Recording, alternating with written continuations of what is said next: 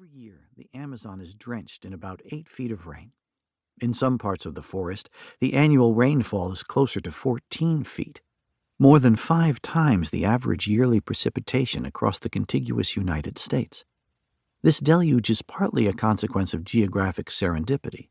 Intense equatorial sunlight speeds the evaporation of water from sea and land to sky. Trade winds bring moisture from the ocean, and bordering mountains force incoming air to rise, cool, and condense. Rainforests happen where it happens to rain. But that's only half of the story. Within the forest floor, vast symbiotic networks of plant roots and filamentous fungi pull water from the soil into trunks, stems, and leaves. As the nearly 400 billion trees in the Amazon drink their fill, they release excess moisture, saturating the air with 20 billion tons of water vapor each day. At the same time, plants of all kinds secrete salts and emit bouquets of pungent gaseous compounds. Mushrooms, dainty as paper parasols or squat as doorknobs, exhale plumes of spores. The wind sweeps bacteria, pollen grains, and bits of leaves and bark into the atmosphere. The wet breath of the forest, peppered with microscopic life and organic residues, creates the ideal conditions for rain. With so much water in the air and so many minute particles on which the water can condense, clouds quickly form. Certain airborne bacteria even encourage water droplets to freeze, making clouds bigger, heavier, and more likely to burst. In a typical year, the Amazon generates around half of its own rainfall. Ultimately, the Amazon rainforest influences much more than the weather above its canopy. All the water, biological detritus, and microscopic beings discharged by the forest form a massive floating river, an aerial echo of the one snaking through the understory. This flying river brings precipitation to farms and cities throughout South America.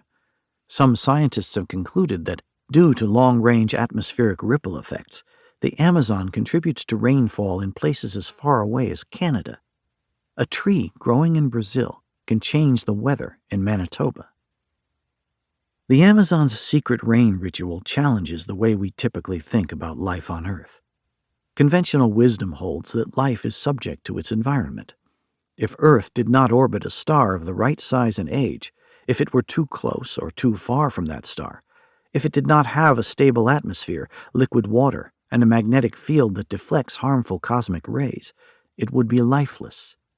Life evolved on Earth because Earth is suitable for life.